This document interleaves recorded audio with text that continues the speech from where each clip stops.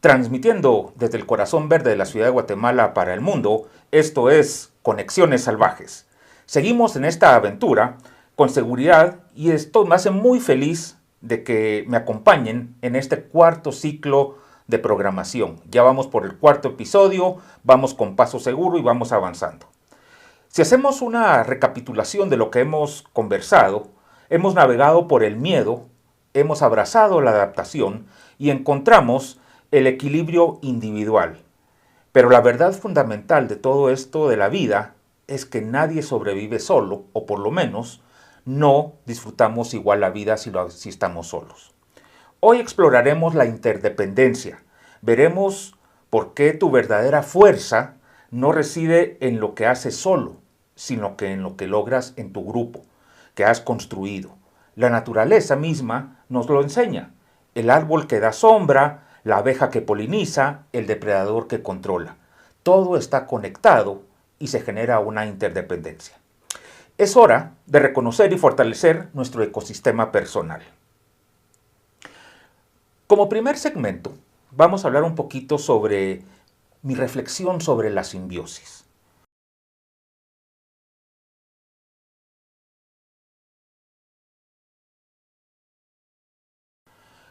Les tengo que confesar que hubo una cierta etapa en mi carrera como fotógrafo donde pensé que la principal fortaleza que podía llegar a tener era la autosuficiencia.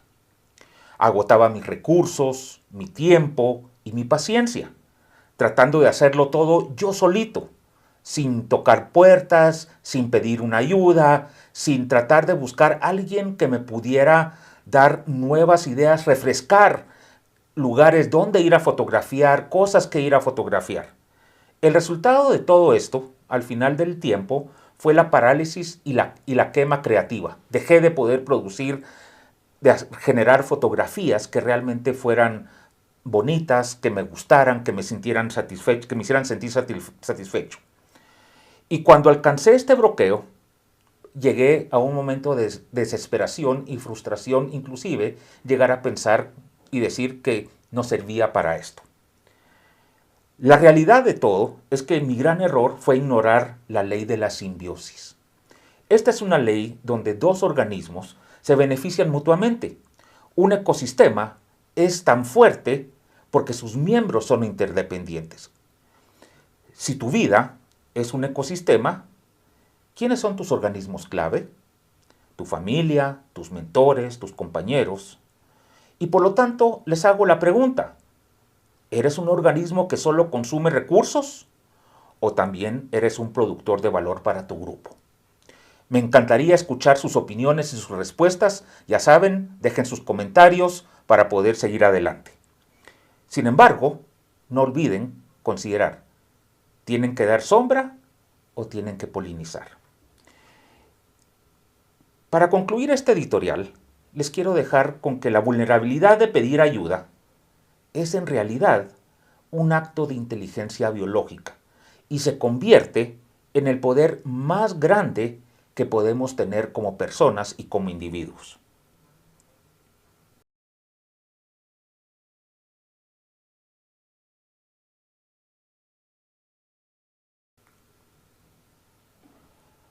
En este momento damos paso a nuestro segmento El Ojo Salvaje, donde tenemos y abriremos ese ojo salvaje que tenemos con una invitada muy especial para mí, que estoy seguro que ella conoce la interdependencia a nivel de planos y estructuras, pero también a nivel de el ambiente y los ecosistemas. Tengo el gran gusto de presentarle el día de hoy a Clara Godoy, más conocida como Clarita. Ella es estudiante del cuarto año de Ingeniería Civil y al mismo tiempo tiene un trasfondo de Ingeniería Civil Ambiental que considero que le da una perspectiva única a toda esta problemática. Clarita, muchas gracias por estar acompañándome en esta aventura de Conexiones Salvajes. Es todo un gusto poderla tener aquí y compartir este espacio con usted. Clarita, usted pasó de enfocarse en una relación directamente con el ambiente, con la infraestructura de ingeniería civil ambiental, a enfocarse en el ecosistema construido de la ingeniería civil. ¿Cuál fue el mayor desafío de la interdependencia que enfrentó en este cambio? ¿Qué tan rápido tuvo que apoyarse y depender de un nuevo grupo de compañeros, porque cambió mucho todo eso, para sobrevivir y adaptarse a este nuevo ambiente? Pues verá, para empezar sí tuve que depender de un grupo nuevo muy rápido, como tuve que buscar varias conexiones, como usted mismo lo dice, de que uno solo tiende a pensar que uno puede, que solo me abastezco de todo y me di cuenta, sobre todo al cambiarme de carrera, que no era tan así, porque en ingeniería civil hay muchas partes que se conectan, es decir, si hay que diseñar todo. Y no es que yo pueda diseñar todo al mismo tiempo, cada cosa tiene su propia forma, su propio proceso, por así decirlo. Por ejemplo, las vigas, las columnas se calculan muy diferentes siendo de un material o de otro. En cuestión de desafíos, yo le diría que me costó mucho cambiar mis prioridades, porque yo al tener el trasfondo ambiental y que siempre ha sido para mí una parte fundamental, el ecosistema, ver que en la parte civil, obviamente el ecosistema es importante, pero es una de las últimas cosas que se deja como prioridad porque quiera que no, uno está velando por la vida de las personas que van a estar adentro de lo que estemos construyendo. Y después uno también vela, quiera que no, por los recursos y ese cambio de prioridades de ver que tal vez no solo es enfocarme en, pero aquí estamos botando un bosque, es más estamos haciendo una casa. Entonces, ese cambio de prioridades y entender el no es del todo malo, sino que hay que encontrar un equilibrio entre poder hacer algo sin destruir, es lo que más me costó. Qué interesante, Clarita, porque realmente creo que uno de los grandes desafíos que siempre enfrentamos como personas no solo es ese cambio de ajustarnos a un nuevo grupo, sino que entender cómo podemos hacer mejor las cosas. Sabemos que son necesarias, pero cómo logramos hacer las cosas para que no afectemos esas interrelaciones que en determinado momento puedan subir nuestras vulnerabilidades. Y es muy interesante lo que usted dice porque me parece que lo que muchas veces percibimos como grandes diferencias entre ecosistemas e ingeniería civil realmente no son tan distantes. Son analogías que podemos ir, valga la redundancia, construyendo sobre nuestras bases de experiencias y conceptos e ideas. En esa línea, Clarita, usted, la misma, esta parte civil, un puente o un edificio no van a existir solos. Vamos a, vamos a ver que dependen de las carreteras, los drenajes, el mismo urbanismo. Ahora bien, si su proyecto de ingeniería favorito fuera un ecosistema, ¿cuál considera usted que es el componente que simboliza esa simbiosis más crítica y por qué? Es decir, donde dos partes se necesitan mutuamente y no son excluyentes para sobrevivir. Lo voy a poner en términos puramente de ingeniería civil porque es lo que se me hizo fácil en el momento, que es que para mí fueron primero las conexiones y después los materiales. Yo quería poner el ejemplo de, hay una biblioteca y centro cultural en Noruega que se llama Vanesla, que la hicieron con un derivado de madera que se llama glulam. Este derivado de madera es muy versátil. Entonces lo que lograron hacer ahí es hacer un edificio con forma de costillas de ballena. Entonces tiene un diseño en el que tanto los libros como espacios para estar hacen una simbiosis muy importante. Y yo siento que ahí, primero las conexiones, porque en ingeniería civil las conexiones son la parte más importante de un sistema, como quiera que no, bueno, la mayoría de cosas pueden simplificarse a marcos, y en esos marcos, si la conexión es lo primero que falla, falla tanto la viga como la columna. Entonces, las conexiones son lo que unen todo, y si no hay una buena conexión, no se puede hacer proyecto en ningún sentido. Entonces, por eso le hablo de esta glulam, porque el glulam es tan versátil que le puede dar el diseño que usted quiera.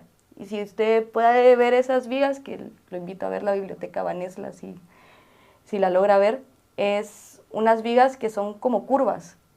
Entonces, parte de la conexión se evita por la curva, pero quiera que no, eso todavía necesita un diseño.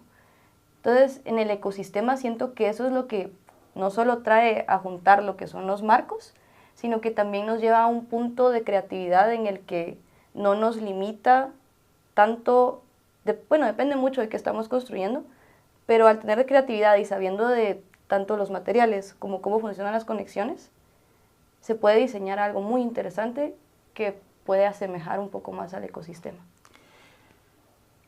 Qué interesante, Clarita, y nos llevó hasta Noruega y pues invito a todos mis espectadores que visiten esa biblioteca Luland para que pues comprendan más lo que Clarita nos ha compartido. Pero lo interesante de su comentario y que me trae mucho a colación y se vincula con el tema de la simbiosis es que precisamente si partimos desde el mismo diseño arquitectónico de esos aglomerados de madera con una forma específica de costillas de ballena, me hace pensar mucho en toda esa línea de desarrollo de ingeniería que tiene que ver con el biomimetismo estructural y cómo podemos ir con las nuevas tecnologías, con las impresoras 3D y todo, podemos ir generando nuevas formas de generar estructuras que son mucho más eficientes,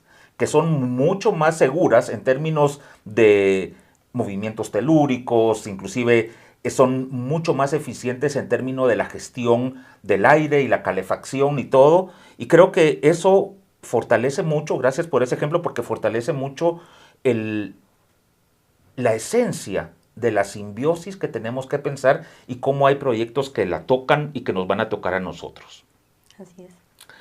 Clarita, si miramos que la interdependencia nos obliga a confiar, porque usted habló también de las vigas, las estructuras y conocer ese tipo de cosas, cuéntenos alguna historia donde el fallo de un eslabón, puede haber sido una persona, un error en cálculo, en un proyecto de ingeniería, puso un poquito en riesgo a toda la dinámica de su grupo de trabajo o la misma estructura que estaban pensando diseñar.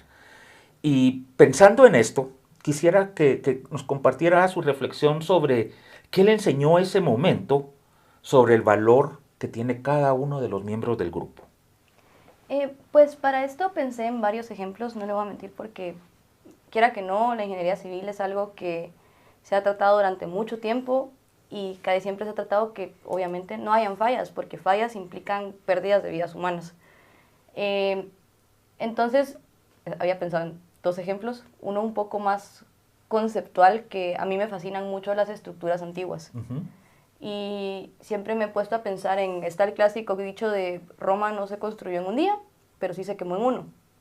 Por lo mismo de que no se supo los materiales y aparte que, quiera que no, el Imperio Romano ahí tenía un emperador que tal vez no apoyó suficiente, pero ahí fue más la mentalidad, que siento yo que quería dar el ejemplo de que muchas veces la mentalidad de cómo uno lleva las cosas es lo que termina haciendo que uno falle, no necesariamente el uno no puede o el no tengo recursos, sino el no tener en vista lo que uno está haciendo y poder decir, puede costar, pero lo quiero intentar y quiero llegar a este punto. Y obviamente no estar locos y quemar la ciudad, pero ese es mi ejemplo antiguo, por así decirle, que de todas formas hay muchas estructuras de Roma que siguen en pie, como se puede ver el Coliseo, que creo que es el ejemplo más grande que tenemos ahorita. Y hay varias capillas que se pueden ver en Roma también. Pero para algo que fue más un reto, que el edificio sigue en pie, fue el Burj Khalifa, que está en Emiratos Árabes Unidos. Sí, en Dubái. En Dubái. Que ahí contrataron una cantidad de ingenieros civiles impresionante, porque quiera que no, creo que ya fue sobrepasado, pero o creo que todavía es, sigue siendo el que edificio es más alto, del mundo. Correcto, sí. Ahí, como es desierto, no podían hacer un edificio tan grande y las cimentaciones no iban a tener lo que se necesitaba porque no tenían un buen suelo como para hacer un edificio tan alto. Entonces ellos lo que hicieron es hacer un sistema de contrapesos en el que en el mismo suelo, obviamente pusieron pilotes y un montón de cosas, pero tienen contrapesos en el sentido de que si el pilote se quiere venir para arriba, pusieron otra estructura que mantiene al pilote en el mismo lugar. Entonces, tal vez es algo que está más en movimiento, que es algo que un ingeniero civil no mira tanto, pero es una solución que me parece bastante única y que sí fue, obviamente, debió haber tomado mucho tiempo llegar a ese punto, pero es un ejemplo muy interesante en el sentido de que al uno tener un enfoque y pensar un poco afuera de la caja, llega a muchos lugares. Totalmente, totalmente clarita y qué interesante, usted nos está llevando por todo el mundo, ya salimos de Roma, nos fuimos al Oriente Lejano, a Dubái, y pensando un poquito en sus ejemplos, me trae mucho a la mentalidad aquí a Guatemala, de regreso. Si miramos, por ejemplo, lo que se invirtió en nuestra antigua capital, lo que hoy conocemos como Antigua Guatemala y Santiago de los Caballeros de Guatemala en aquel tiempo, y cómo un terremoto lo trajo abajo, pero al mismo tiempo me viene a colación el famoso puente que siempre cuando hay catástrofes aquí en Guatemala desafortunadamente sale a colación, el famoso puente de los esclavos, Sí. que les pasa las correntadas y sigue el puente ahí. Y el puente que hicieron nuevo, que está menos de 1 kilómetro, un poquito más abajo, a cada rato se rompe o ya está deteriorado a tal punto que no funciona. Y entonces me hace pensar mucho eso, lo importante de esa vinculación de cómo cuando hay una cohesión de grupo, se pueden ir fortaleciendo y mejorando esos eslabones que podrían ser los eslabones débiles.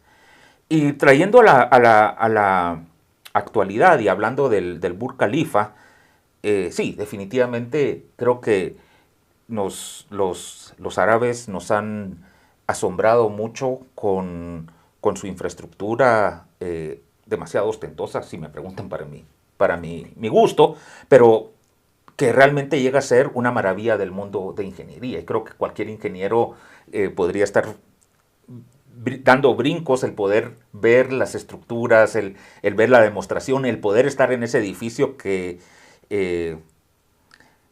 realmente sí se aguadan las piernas cuando uno está hasta arriba, ¿verdad? Pero sí, es muy, muy interesante, una estructura lindísima con cualquier cantidad. Pero, ya que lo mencionó, también hay cosas de ingeniería bien interesantes en Dubái. Por ejemplo, los antiguos habitantes de Dubái, que como usted dijo, toda esa región es zonas árida y desértica, ellos fueron los primeros en desarrollar la infraestructura para tener sistemas de ventilación orgánicos dentro de las casas con sus torres altas. Cosas que, por ejemplo, si algún día tienen la oportunidad de visitar aquí el Centro de Innovación y Tecnología en la Universidad del Valle, se van a dar cuenta que hay un lugar en la sala de pensamiento creativo, como se llama, que tiene una estructura que va a servir para mantener esa calidad y temperatura del aire adecuada dentro del edificio. Es algo interesante que nos trae de lo viejo a lo nuevo y que no... Clarita, muy interesante todo lo que estamos platicando, y usted ha tenido que construir 2 comunidades, ¿sí? A través de su ojo salvaje de futura ingeniera, ¿qué le aconsejaría a alguien que está interesada o interesado o intentando alcanzar una meta ambiciosa en solitario? ¿Qué principio del ecosistema debería aplicar para buscar y formar el grupo correcto? Pues, mire, aquí me la pensé un poco porque yo quería dar como ejemplo del ecosistema el quorum sensing, pero eso es algo muy de bacterias. Entonces, a trasladarlo a algo del ecosistema, para mí fue el feedback que hay entre los ciclos, tanto del carbono, del oxígeno, nitrógeno, fósforo, tantos ciclos que hay en la Tierra, con los ciclos que hay de la vida. Como cómo viven los animales, cómo viven las plantas, cómo vivimos nosotros, en base a ese mismo feedback. ¿Y por qué pongo este ejemplo? Porque quiera que no, muchas veces no estamos tan centrados en nuestro ambiente. Estamos muy enfocados cuando estamos en algo solo, en estar en solos, en que estamos solos y tenemos que sacarlo solos, o nos ponemos un poco tercos en el sentido de que si yo lo empecé, yo lo termino. Y muchas veces es mejor sentarse, sentir el alrededor, ver qué tenemos y en base a eso seguir. Como hay varios proyectos que obviamente uno puede hacer en solitario, pero no va a ser lo mismo porque una mente nueva siempre ayuda con ideas nuevas y da algo refrescante que muchas veces es algo que puede ser muy simple, que puede ser como a desapachar el botón para arriba. Pero uno nunca lo piensa porque está muy encapsulado en lo que uno cree y en lo que uno piensa que es una buena solución. Entonces, como poder encontrar personas que compartan esa meta, pero que a la vez le den un feedback y un como sentimiento diferente al proyecto, a lo que sea que esté haciendo, siempre es bueno. Y obviamente hay veces que es mejor reservarlo. Hay veces que uno solo, hay veces que sí puede, y la satisfacción de hacerlo uno solo es enorme. Pero es bonito cuando lo puede compartir uno. Entonces siento que para mí sería eso, como el consejo principal sería saber cuándo sentarse, ver los recursos que tenemos, los recursos que nos da nuestro ambiente y que nosotros mismos construimos, y saber, como usted dijo, cuándo es el momento de pedir ayuda y cuándo es el momento de poder decir, estoy bien aquí y quiero probar esto. Wow, Clarita, me crispa un poquito la piel con todo lo que usted dice, con esa forma de pensar tan interesante. Y sí, o sea, quizás no quisiera dejar a todos los que nos escuchan, ¿verdad? Como con la sensación de estar solo es malo. No, creo que cada cosa tiene su momento. Aparece en todos lados, la misma Biblia lo habla, hay un momento para todo. Entonces,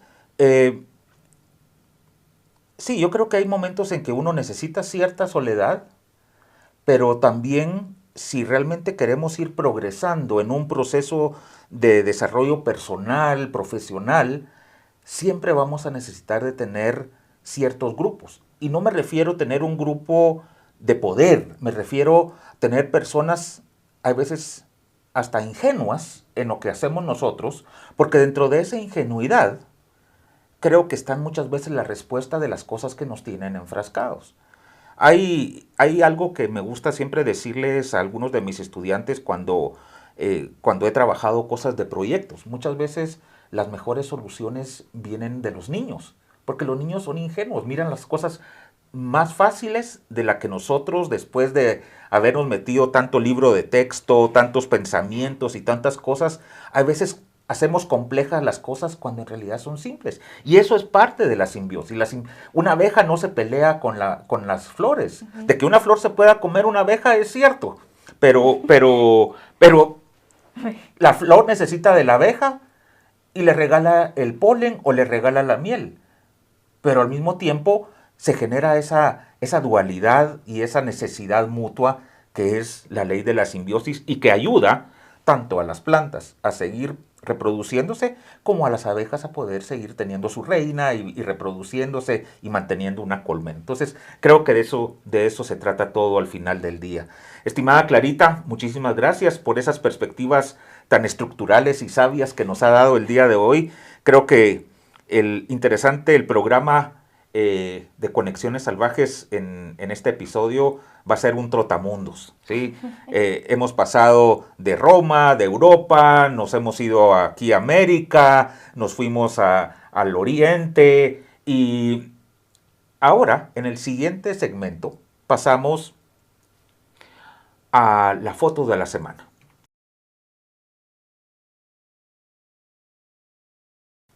Esta conexión visual de esta semana les presento una nueva fotografía.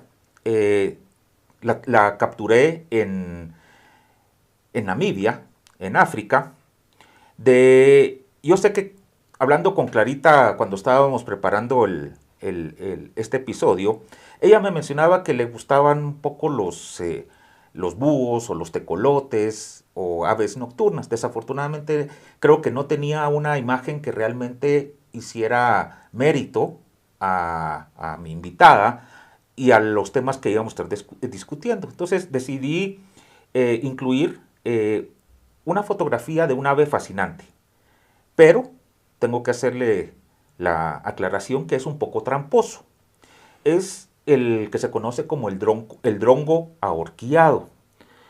Esa la van a estar viendo aquí atrás, las van a poder estar viendo.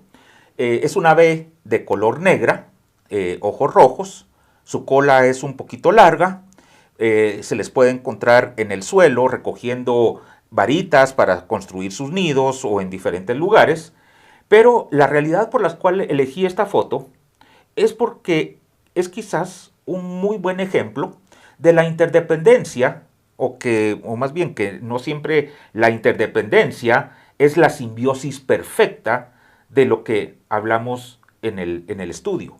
A veces la interdependencia, como en este caso, es el parasitismo, y el drongo es en realidad el maestro de la manipulación. Este pequeño pájaro negro no caza, él roba. Espera a que un grupo de otros animales, unos suricatos, otras aves rapaces, lo que sea, consigan comida. Y luego imita las llamadas de alarma a perfección. Al oír ese sonido de alarma, los otros animales salen corriendo, huyen. Y el drongo se queda con el botín, sin haber hecho un mayor esfuerzo. Ahora, esto si se quedaría así ya es lo suficientemente interesante, pero lo increíble es básicamente su persistencia y adaptación, porque estos otros grupos, los suricatos o las otras aves, con el tiempo aprenden a ignorar la llamada del drongo. Entonces, el drongo inventa una nueva.